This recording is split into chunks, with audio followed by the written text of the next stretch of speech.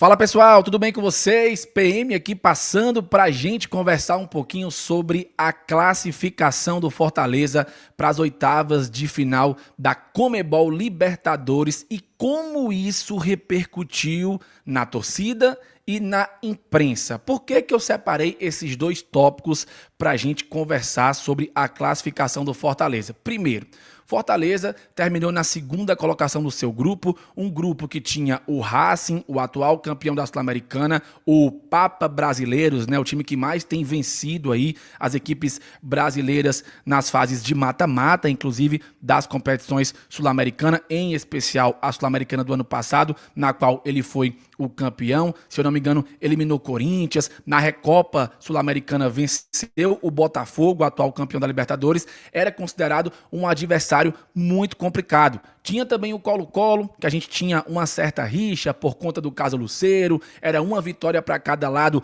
na Libertadores de 2022, nós perdemos em casa, batemos o Colo-Colo jogando lá no Chile e esse ano já aconteceu um outro problema que nos rendeu uma vitória por WO, fora a goleada no Castelão, que eu acho que foi ali onde o Fortaleza conseguiu dar aquela caminhada para garantir a classificação, mesmo que empatasse com o Bucaramanga depois e fosse decidir na Argentina. E o Atlético Bucaramanga, que era um time que conquistou o campeonato colombiano recentemente e estava ali no grupo como um franco atirador, mas já tinha mostrado a que veio no grupo, batendo o próprio Racing lá na Argentina. Então era um grupo que antes de começar a Libertadores, todo mundo dizia, o Fortaleza vai brigar pela segunda colocação com o Colo-Colo, o Racing vai garantir a classificação em primeiro, o Fortaleza vai brigar com o Colo-Colo para ver quem vai ser o segundo e quem vai ficar em terceiro para cair para a Sula, e o quarto colocado vai ser o Bucaramanga. O que se viu dentro de campo, apesar do Racing ter garantido o primeiro lugar, foi um grupo bastante equilibrado. O Racing só foi deslanchar de fato nos últimos jogos do retorno, mas no começo do campeonato, apesar de ter goleado o Fortaleza no Castelão, ele perdeu o seu outro jogo dentro de casa para o Bucaramanga, o que já meteu um equilíbrio ali no grupo, e depois empatou com o Colo-Colo, ou seja, o Racing só fez 4 pontos nos 3 jogos disputados. Depois é que o Racing conseguiu fazer mais pontos aí no retorno, né? E aí isso acabou encaminhando aí a liderança do Racing com uma certa folga e com uma certa diferença, né? Em relação ao Fortaleza, que foi o segundo colocado com 8 pontos. O Fortaleza, que vinha num primeiro semestre terrível e a gente tinha uma expectativa muito ruim para a Libertadores por conta do que aconteceu no Campeonato Cearense e também na Copa do Nordeste. Então, com que alma, com que espírito o Fortaleza iria para essa fase de grupos da Libertadores? Ninguém sabia. E a lapada que a gente levou do Racing logo no começo foi um choque de realidade muito grande para o torcedor do Tricolor, que havia criado uma certa expectativa para essa competição, com razão, porque o torcedor é livre para criar essa expectativa. Acho que o torcedor ele tem que criar a expectativa da maneira que ele achar melhor. Mas para quem já vinha sentindo as derrotas e os vexames na Copa do Nordeste e no Campeonato Cearense, sabia que existia uma grande chance do Fortaleza passar uma vergonha grande na Libertadores. O saldo do Leão acabou sendo positivo no final, segunda colocação, 8 pontos, uma campanha inferior à campanha de 2022, quando nós terminamos em segundo atrás do River, mas com 2 pontos a mais, terminamos com 10 pontos, mas de toda forma o time classificou. O que é que eu quero dizer com esse balanço que eu fiz aqui da primeira fase da Libertadores? Porque eu vi muita gente falando, mas a gente não pode comemorar, tem que achar ruim, tem que ficar triste, tem que ficar puto, porque o Fortaleza jogou uma péssima primeira fase de Libertadores. Eu entendo e acredito que isso tenha que ser levado em consideração. A gente jamais pode esquecer que esse primeiro semestre, esses primeiros 4, 5 meses de ano foram terríveis, certo? Mas o Fortaleza ainda, com todos esses problemas que aconteceram no começo de 2025, conseguiu garantir vaga nas oitavas de final da Libertadores. E valia muito mais do que só se classificar para as oitavas. Valia grana, valia uma série de situações muito importantes. O Fortaleza é o único time do Nordeste que se classificou 2 vezes para as oitavas de final da Libertadores. E isso é muito importante também. Então, não podemos esquecer que fizemos uma primeira fase meia boca, que tivemos um primeiro semestre horroroso, mas que ainda assim o Fortaleza garantiu vaga nas oitavas da competição. Então, eu entendo o lado do torcedor que vai falar que PM, eu não consigo ficar feliz por conta dessa classificação, porque o time não tá jogando nada e eu estou com medo do que vem pela frente. Assim como eu também entendo a galera que tá super feliz e que tem que comemorar mesmo, sabe? Eu sou o torcedor que entende que a situação é complicada, que entende que o Fortaleza ainda tem muito a melhorar e não vejo a hora da parada do meio do ano acontecer para que a gente possa botar para fora as maçãs podres do elenco, no caso as mangas podres do elenco, e as novas contratações possam chegar para que o Vojvoda tenha um material humano melhor e de mais qualidade para que o time possa reagir na temporada. Então, na minha visão, isso precisa acontecer.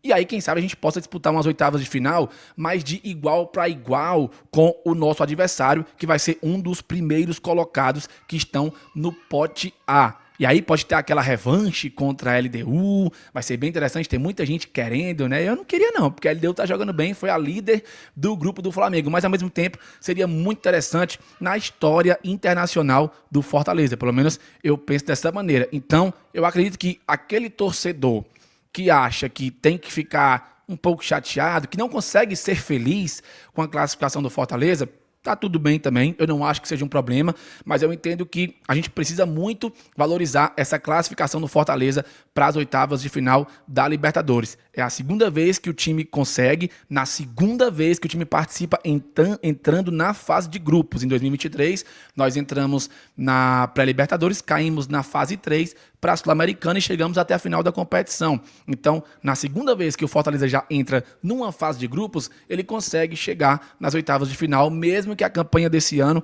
tenha sido inferior à da primeira vez que participou em 2022. Então, eu acho que a gente tem que celebrar sim, tem que comemorar sim, tem que valorizar sim esse feito histórico, mas não podemos esquecer que o momento ainda não é bom, longe disso, tá? Ainda não é bom, coisas precisam ser corrigidas dentro do Fortaleza enquanto elenco e também enquanto diretoria. Isso é muito importante para quem sabe a gente consiga ter um segundo semestre mais tranquilo, entre aspas, buscando essa recuperação que a gente precisa ter em 2025. Então, com relação à classificação do Fortaleza para as oitavas de final, essa é a minha opinião. E só para ser pontual com relação ao jogo contra o Racing, o gol no final do Racing foi um pecado, porque eu estava super feliz, sendo bem honesto com vocês, com o empate. Eu achei que o Fortaleza fez uma partida ok, o Racing foi melhor, criou as melhores chances, mas o Fortaleza poderia também ter conquistado a vitória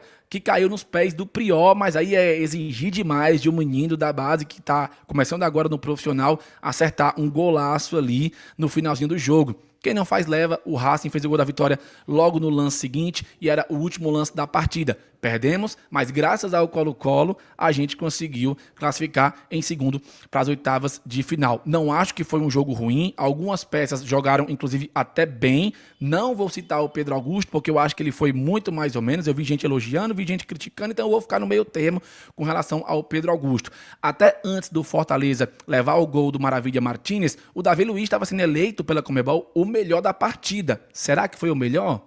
Eu não sei, mas não acho que ele foi horroroso ao ponto de se comparar com outras partidas péssimas que ele fez nesse primeiro semestre de 2025. Então, tem muita coisa a ser corrigida pelo Fortaleza e eu acredito que se a diretoria botar para fora quem tem que botar e municiar o Vojvoda de peças de qualidade, a gente pode dar a volta por cima depois da parada, já começando no Clássico Rei contra o Ceará pela 13ª rodada da Série A do Campeonato Brasileiro.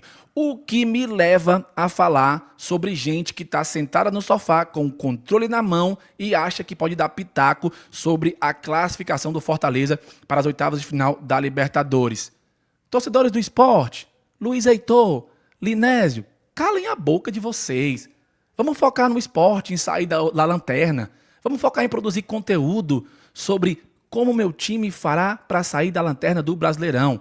Porque eu acho que vocês estão perdendo muito tempo de vocês focando no Fortaleza, ou focando até mesmo no Ceará, no Bahia. Então, antes de vocês abrirem a boca de vocês para falar o que vocês têm dito desde a classificação do Fortaleza, por favor, foquem no esporte, porque eu acho que vocês fazem um desserviço as outras torcidas que acompanham o trabalho de vocês, quando vocês falam coisas completamente sem nexo e sem sentido. Querer colocar na conta do WO a classificação do Fortaleza é muita sacanagem. Inclusive, é desonestidade de vocês para o público que acompanha o trabalho de vocês no YouTube e que é um trabalho de qualidade na minha visão. Mas quando vocês forem falar sobre outros clubes que não sejam o clube de vocês, tenham mais responsabilidade, tenham mais educação e tenham mais respeito para com o torcedor deste outro clube, no caso, o torcedor do Fortaleza. Calem a boca, vocês só jogaram uma vez a competição, chegaram nas oitavas e papocaram.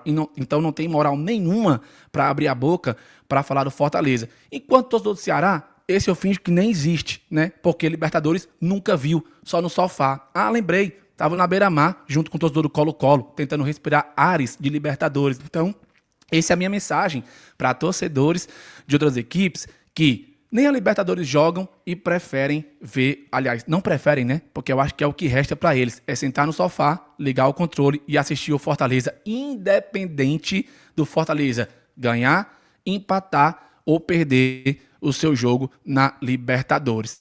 Então, tá dado? Tenham mais responsabilidade com o tipo de conteúdo ou o tipo de julgamento que vocês fazem sobre o Fortaleza, porque eu acho que vocês só perdem com essa visão errada que vocês têm, tá bom? Então, torcedores do esporte, se preocupem em sair da lanterna. Torcedores do Ceará, curtam o momento de vocês no Brasileirão, porque tudo que é bom acaba. Então, uma hora você está lá em cima, outra hora você pode cair também. E isso também serve para o Fortaleza, tá?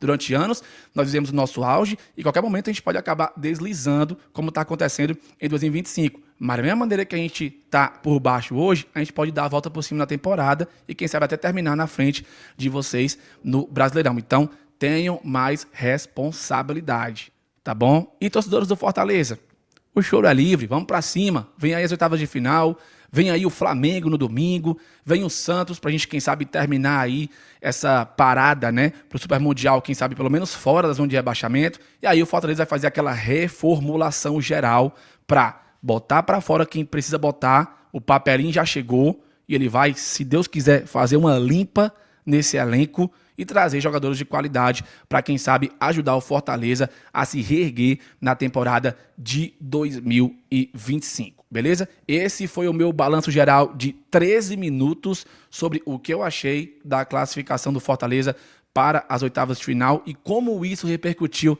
na nossa torcida, na imprensa e na torcida dos outros que não consegue ver o seu próprio time na Libertadores, então tem que pegar o controle e assistir o nosso time. Se você curtiu, já sabe, deixa o like, se inscreve no canal. Amanhã de manhã tem vídeo 5h30 da manhã. Valeu, falou e tamo junto!